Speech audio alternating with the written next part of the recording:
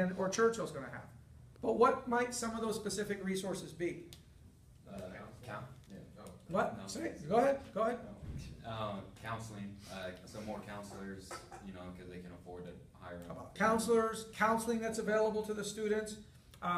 What the book labels as social support systems, right? Some of the social support systems that are required to be successful in school might be more available. And look, I'm not going to kid you. I haven't seen data on this, but some people have argued that actually and I can tell you this is true in some parts of the country. I can't speak to Texas as a whole. Some parts of the country, low-income schools actually spend more per pupil than rich schools, right? They spend more per pupil than wealthy schools, right? So what could they possibly be spending money on? Well, they're actually spending money on a lot of social support, right? But when it comes to a school that is wealthier, may have a wealthier student base, their systems might be more designed to assist students in getting into college, right? Low-income schools, maybe their funding has to go to dealing with a high student population with lots of family disadvantage, right? A lot of family disadvantage. Hey, we all know there's some of these high schools now. Some of these high schools are building daycares, right? Some of the high schools have to have daycares on the premises because a high percentage of the student body is pregnant and has kids, right? And all those resources got to be targeted somewhere. So it's not so much necessarily a question of how much is spent, it's where do those resources go. But there's other aspects of education that may not be institutional, which may be just as important for mental health. Any ideas? More like cognitive kind of function? Like what kind of things is that? Cognitive. What do you mean by that? Like ways of learning, new ways Yeah, of the coping. things that we're teaching, right? What are the things that are being taught? If you are consistently putting out fires and you consistently have an entering class of freshmen who are reading at a 7th grade level, in 9th grade, you're not concerned with high-level aptitude skills. You're concerned with taking a bunch of 9th graders and helping them to read better, right? So the resources may be lacking, but those resources may start way before high school even hits. So that the educational outcomes start when these kids are in elementary school, right? But there's also something that is more environmental, less institutional. Who are the peers that you're around? What might be some of the differences in the peer group at a school like Reagan and a less advantaged, a school that is in a less economically advantaged neighborhood? What might be going on? Peer groups, what's the difference? More gangs? Gang activity? Substance use. Okay, that's an interesting one. But I'm not saying both groups are going to probably use different types of substances at different rates. Let's not fool ourselves, right? Rich kids get high. Yeah. Rich white kids get high, and they get high a lot, right? My kids all went to Reagan. They would tell me all the time, uh-oh, this is going to be on record. Reagan, don't sue me, but I go in there and I'll buy some crack in like 2 minutes, all right? My kids would always say, you can get any drug you want at Reagan. You just walk down the hall, you can get pretty much, it's easier to get drugs at Reagan than it probably is to get liquor, right? So it's not to say that it's only poor students who are abusing illegal drugs, right? There's illegal drug use, whether the school is a high-end school or a low-end school. But what often happens is kids in high-income areas have more of the resources that can buffer the damaging effects of drug abuse, right? They have the resources to buffer the damaging effects of drug abuse. So when I talk about peer group, we're thinking about the types of resources that kids might have in a certain peer group that mitigate certain behaviors. So let's look at it this way. Mark Regnerus, it's not in your book, don't panic.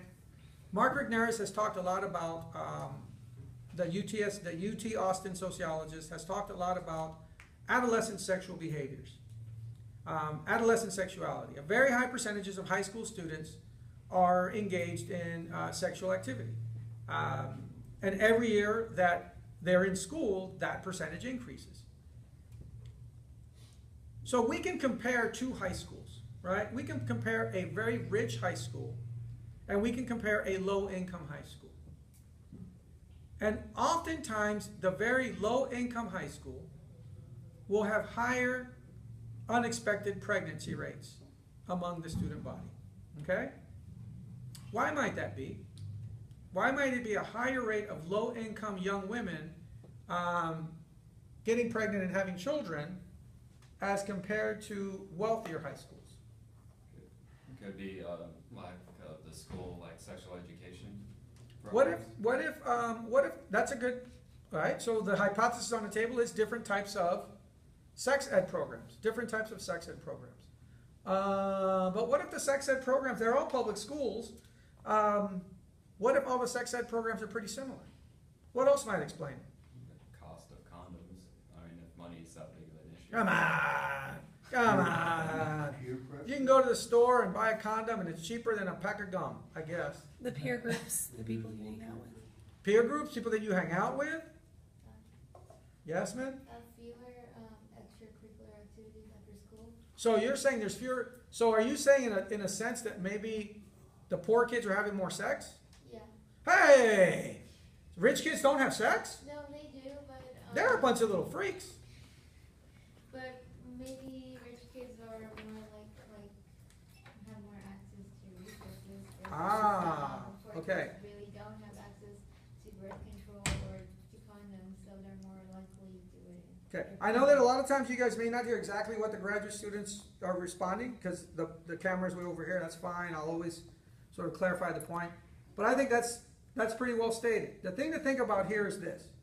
Look, there is no evidence, there's absolutely no evidence that rich kids are having more sex than poor kids. There's no evidence of that, right? High school kids are just getting busy. This is what I'm telling you. The pregnancy rates are lower in wealthier high school because there are more forces that buffer the effect of the sex, right? First of all, you may have higher rates of two-parent homes. As Rick Naris' studies have shown, a two-parent home is a strong predictor that you won't have an unexpected child in the home, right? Access, easy, affordable access to the types of health care that women can use to mitigate the effects of sexual intercourse, right? So part of education and healthcare, mental health has to do with not only the institutional resources, but the environmental context, right? The environmental context that exists when young people are making these decisions, okay? When you have better schools, as the book tells you, when you have better schools are typically better funded. They are better funded, which in turn leads to greater opportunities for the students. When you have greater opportunities for the students have a lot more to risk, right? There's a lot more to risk, and they're less likely to engage in the types of risky behaviors. And I'm not going to say sex, because they're engaging in sex. The risky behavior would be, Risking the future. there's no question, right? The risky behavior I'm talking about is unprotected sex, right? The unprotected sex is the risky behavior, because I'm telling you, they're all having sex, rich and poor, right? But the consistent use of contraception to avoid pregnancy in much of the empirical literature seems to be higher amongst wealthier students in the United States. So this is the kind of context of where, so now let's back it up. If we have a lack of resources that would buffer the effects of premarital sexual activity or early sexual activity, what do you think happens in terms of mental health to a young woman when she has a child and she's still in high school and 16 years old? What might be the effects on mental health? The stress level, I imagine, would go incredibly high. Stress levels are going to go up. What else might go up?